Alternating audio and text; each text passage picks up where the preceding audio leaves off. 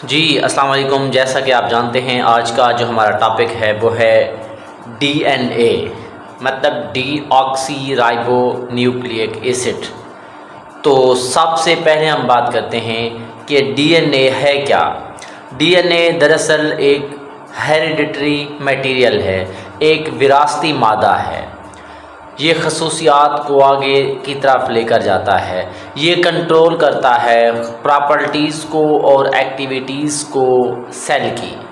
मतलब डीएनए एक विरासती मादा है, ये सेल की प्रॉपर्टीज़ और एक्टिविटीज़ को कंट्रोल करता है। इसके अलावा अगर हम बात करें कि ये ज़्यादातर कहाँ पर मौजूद होता है, it is mainly present in nucleus of the cell, cell के न्यूक्लियस के अंदर। इसके अलावा ये जो है थोड़ी सी मिकदार में डीएनए के अंदर पाया जाता है, और ये जो है थोड़ी सी मिकदार में माइटोकॉन्ड्रिया के अंदर भी मौजूद होता है। इसके साथ साथ क्लोरोप्लास्ट के अंदर भी पाया जाता है। इसके बाद अगर हम बात करें इसके कंपोनेंट्स की, तो इसके कंपोनेंट्स जो हैं वो 4 हैं, जो कि DAMP, D, GMP, D, CMP और DTMP हैं।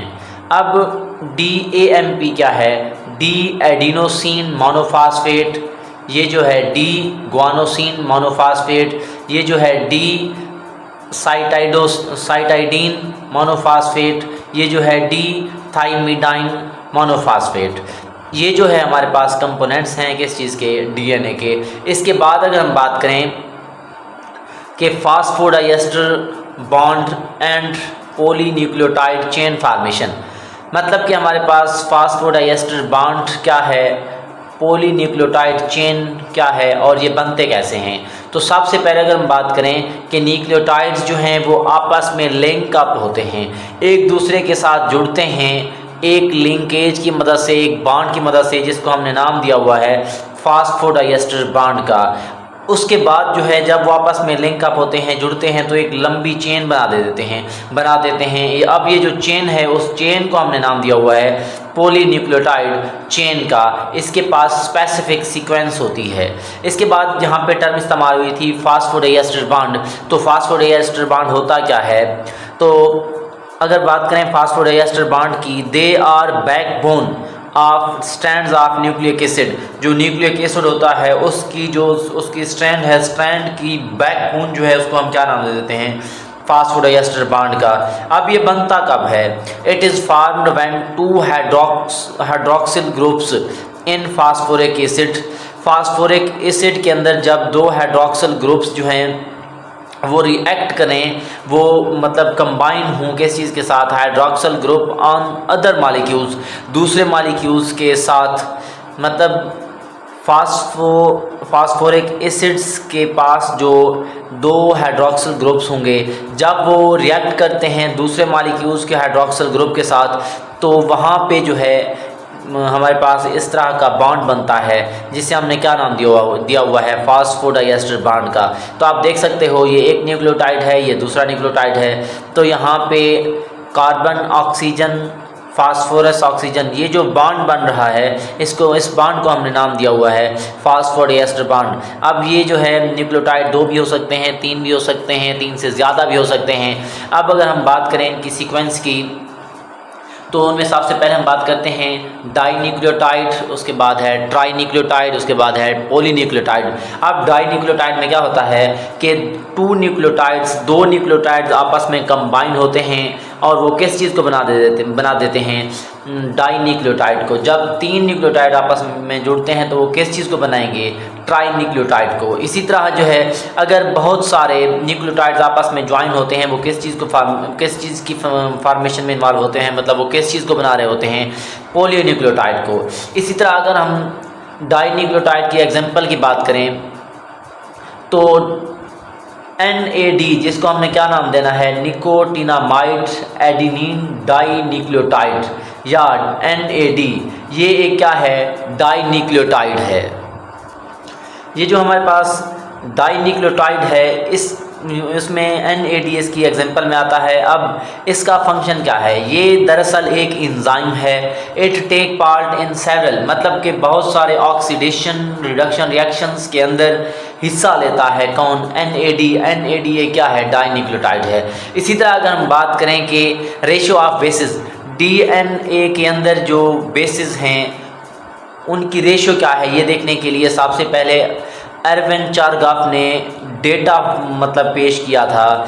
किस चीज़ का data? Different basis of DNA molecules. DNA molecules के अंदर जो डिफरेंट बेसिस हैं उनकी रेशियो के मुतालिक जो डेटा प्रोवाइड किया था सबसे पहले वो कौन था? एरविन चारगाफ था। अब उसने क्या कहा था कि एडेनिन जो है हमेशा, एडेनिन और थायमीन इनकी हमेशा बराबर रेशो होती है। इसी तरह साइटोसिन और गुआनिन की हमेशा क्या होती है? इक्वल रेशो होती है।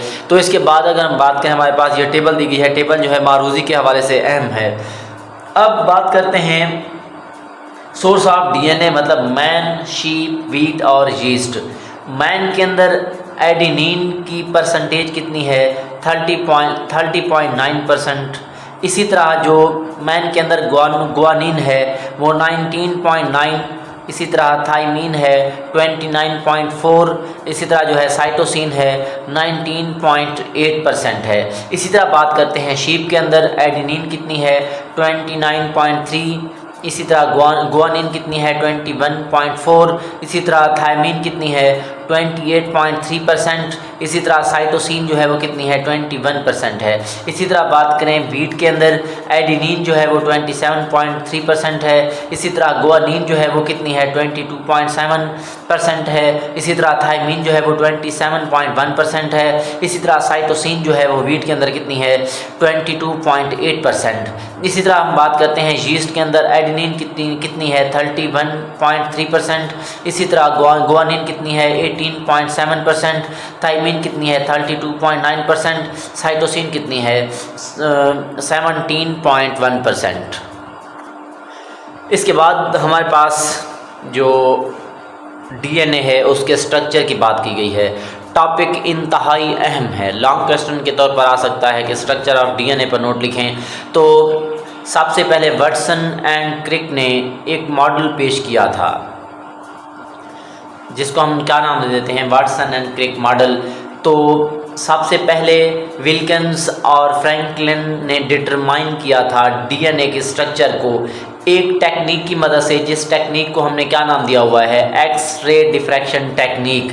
अब इनके बाद, मतलब विल्किंस और फ्रैंकलिन के बाद, इनके वर्क के बाद जो थे दो साइंटिस्ट थे जिनका नाम क्या है? जेम्स डी वाटसन और फ्रांसिस क्रिक। इन्होंने प्रपोज कर दिया, पेश कर दिया मॉडल ऑफ DNA, जिसके अंदर उन्होंने स्ट्रक्चर ऑफ DNA को बयान किया था। अब दरअसल वो काम कहाँ करते थे? They work in university of Cambridge. वो कैम्ब्रिज यूनिवर्सिटी के अंदर काम करते थे और वो जो कैम्ब्रिज यूनिवर्सिटी है वो इंग्लैंड के अंदर है। अब सबसे पहले अगर हम इसके अहम फीचर्स की बात करें, इंपॉर्टेंट फीचर्स की बात करें या इसकी खसूसियात देखें तो वो क्या है कि there structure is double helix. जो DNA है उसका जो स्ट्रक्चर है वो डबल हेलिक्स है, दो धागों पर मुश्तमिल है, दो स्टैंड पर मुश्तमिल है। दोनों स्टैंड ने एक दूसरे के ऊपर क्या खाए हुए हैं? ये एक दूसरे के इर्द गिर्द बाल खाए हुए हैं। They have two anti parallel stands. ये दोनों क्या हैं? एंटी पैरेलल स्टैंड हैं। यहाँ पे आप देख सकते हो हाइड्रोक्सिल ग्रुप है, यहाँ पे फास्फोरस है या फास्फेट है, यहाँ पे फिर उलट है, मतलब ये एक दूसरे के क्या है? एंटी हैं, एंटी पैरेलल हैं।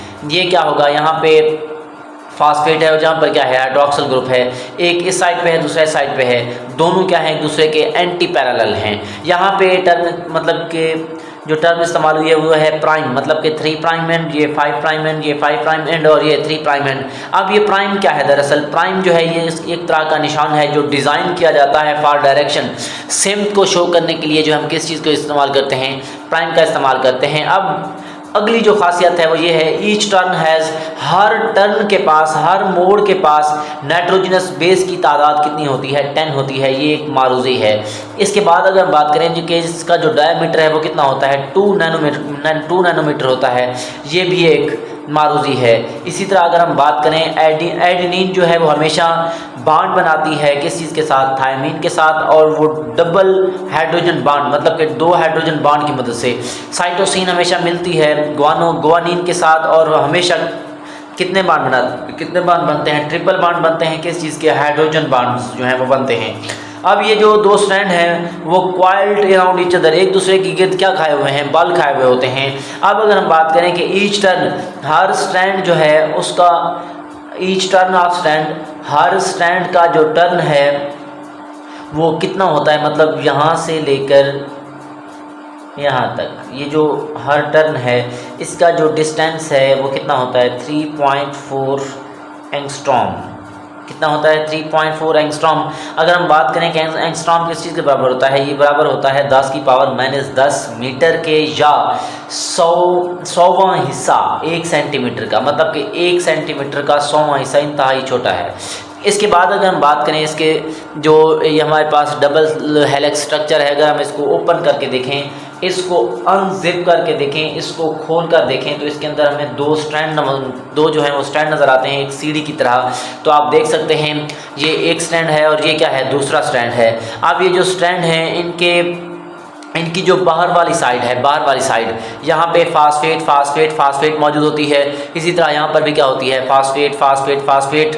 ये 5 प्राइम एंड है, ये 3 प्राइम एंड है, ये 3 प्राइम एंड है, और ये 5 प्राइम एंड है। दोनों एक दूसरे के क्या हैं, एंटी पैरेलल स्ट्रैंड हैं। इसी तरह हम बात करें कि ये जो P है वो फास्फेट है, ये S जो है वो क्या है, शुगर है। शुगर अंदर की तरफ होती है और फास्फेट बाहर की तरफ होती है। यहाँ पर भी आप देख सकते हैं शुगर अंदर की तरफ है और फास्फेट बाहर की तरफ है। तो इसमें होता क्या है कि थायमीन जो है वो हमेशा एडेनिन के साथ मिलता है, और साइटोसिन हमेशा गुआनिन के साथ, एडेनिन थायमीन के साथ, गुआनिन साइटोसिन के साथ मिलता है। अब आप देख सकते हो T जो है वो थायमीन है, A जो है वो क्या है, एडेनिन है, G गुआनिन है, और C क्या है, साइटोसिन है। एडेनिन थायमीन के साथ हमेशा डबल बॉन्ड बनाती है, और साइटोसिन गुआनिन के साथ हमेशा ट्रिपल बॉन्ड बनाती है। इसके बाद अगर हम बात करें कि ये जो हमारे पास स्ट्रक्चर है उसको हमने नाम दिया हुआ है किस चीज़ का, मॉडल ऑफ डीएनए, या डीएनए का वाटसन एंड क्रिक मॉडल। लॉन्ग के हवाले से इंतहाई अहम टॉपिक है। इसके बाद अगर हम देखें, अब हम बात करते हैं कि अमाउंट ऑफ डीएनए की अमाउंट कितनी है डिफरेंट स्पीशीज़ के अंदर। अब अमाउंट ऑफ डीएनए की जो मिकदार है, अमाउंट है, वो डिपेंड करती है number of chromosomes. Her species के अंदर जो क्रोमोसोम्स की तादाद है उन पर डिपेंड करती है कौन सी चीज़, अमाउंट ऑफ डीएनए। अब each species has, her species के पास फिक्स नंबर ऑफ क्रोमोसोम्स मौजूद होते हैं। अमाउंट ऑफ डीएनए जो है, या डीएनए की जो मिकदार है, इज़ आल्सो फिक्स, वो फिक्स होती है पार्टिकुलर स्पीशीज़ के अंदर, मतलब हर मखसूस स्पीशीज़ के अंदर जो अमाउंट ऑफ डीएनए है वो क्या होती है, फिक्स होती है। अब इसके बाद अगर हम बात करें कि जो जर्म लाइन सेल होते हैं या जर्म सेल्स होते हैं, इनको हमने नाम दिया हुआ है एग और स्पर्म सेल्स, जिनको हम तौलीदी सेल का नाम दे देते हैं। इनके पास क्रोमोसोम्स की तादाद हाफ होती है as compare to body cells. मिसाल के तौर पर अगर हम बात करें कि हमारे जो इंसान है, ह्यूमन बीइंग हैं, उनके पास 46 क्रोमोसोम्स मौजूद होते हैं। तो 46 क्रोमोसोम्स के अलावा अगर हम बात करें कि इनकी ये हैं बॉडी सेल्स, जिनको हमने नाम दिया हुआ है सोमैटिक सेल्स या बॉडी सेल्स का। यहाँ पे कितने होते हैं, 46। अगर हम एग और स्पर्म की बात करें, मतलब ये हमारे पास क्या है, स्पर्म है, ये एग है, तो यहाँ पर 23, यहाँ पर भी 23 क्रोमोसोम्स मौजूद होते हैं। मतलब तौलीदी सेल्स के अंदर क्रोमोसोम्स की तादाद हाफ होती है, और बॉडी सेल्स के अंदर क्रोमोसोम्स की तादाद क्या होती है, डबल होती है। इसके बाद अगर हम बात करें, यहाँ पे हमारे पास टेबल्स के अंदर टाइप्स ऑफ सेल्स की टाइप्स दी गई हैं, अमाउंट ऑफ डीएनए भी दिया गया है। अब चिकन के अंदर जो रेड ब्लड सेल्स हैं उनके अंदर जो मिकदार है किस चीज़ की, डीएनए की, वो कितनी होती है, 2.3, और फिश मतलब कार्प के अंदर कितनी होती है, 3.3। तो लिवर सेल्स के पास चिकन में 2.4, यहाँ पे 3.3। किडनी सेल्स के अंदर चिकन के अंदर जो है 2.4, यहाँ पे 3.3। इसी तरह अगर हम बात करें स्पर्म सेल्स, चिकन के अंदर कितनी होती है, 1.3, और यहाँ पे कितनी होती है, 1.6। अब ये किस चीज़ के अंदर दी गई है, एंगस्ट्रॉम किस चीज़ के अंदर दी गई है, पिक्टोग्राम या पिकोग्राम के अंदर। 1 पिक्टोग्राम या पिकोग्राम जो है वो किस चीज़ के बराबर होता है, 10⁻⁻10 ग्राम के। इसी तरह अगर हम बात करें कि हमारे पास इम्पॉर्टेंस ऑफ डीएनए क्या है, डीएनए की इम्पॉर्टेंस क्या है, डीएनए की अहमियत क्या है, तो सबसे पहले हम बात करते हैं कि ऑल इंफॉर्मेशन एक सेल के स्ट्रक्चर और फंक्शन की तमाम इंफॉर्मेशन जो है वो स्टोर कर दी जाती हैं किस चीज़ के अंदर, डीएनए के अंदर। अब इसकी एग्जांपल की बात करें, ई कोलाई जो है एक बैक्टीरिया है, इसके पास क्या होता है, सिंगल क्रोमोसोम मौजूद होता है। अब ये जो सिंगल क्रोमोसोम है उसके पास 5 मिलियन जो है वो क्या पाई जाती हैं, बेसेस मौजूद होती हैं। ये जो बेसेस हैं वो अरेंज होती हैं इन पार्टिकुलर लीनियर ऑर्डर, एक ख़ास लीनियर ऑर्डर के अंदर तरतीब पाती हैं। ये जो है नाइट्रोजनस बेसेस हैं जो कहाँ पर मौजूद थी, ई कोलाई के अंदर एक बैक्टीरिया के ऊपर। इसके बाद अगर हम बात करें कि these basis contain information, in basis के पास क्या मौजूद होती है, इन्फॉर्मेशन मौजूद होती है, मालूमात मौजूद होती हैं। अब अगर हम बात करें कि हमारे पास जीन किसे कहते हैं, जीन जो है वो स्मॉल पार्ट ऑफ डीएनए है जो क्या करता है, मखसूस करैक्टर को, खसूसियात को कंट्रोल करता है, उसे हम क्या नाम दे देते हैं, जीन का।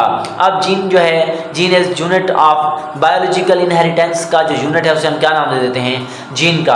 अब जो ई कोलाई बैक्टीरिया है उसके अंदर जीनोम मतलब जीन्स की जितनी भी तादाद है उनके पास जो बेस पेयर्स होते हैं वो कितने होते हैं, 4,6,39,221 बेस पेयर्स मौजूद होती हैं ई कोलाई के अंदर जो जीनोम है उसके बाद अगर हम बात करें कि ये जो जीनोम है वो कोड्स करते हैं प्रोटीन्स को, तो कितने प्रोटीन्स को, 4228 प्रोटीन्स को।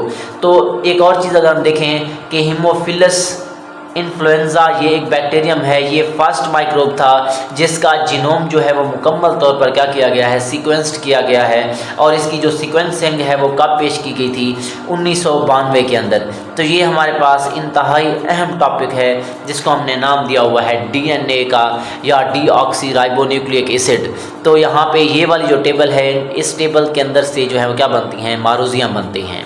ओके बेटा, अल्लाह हाफिज़।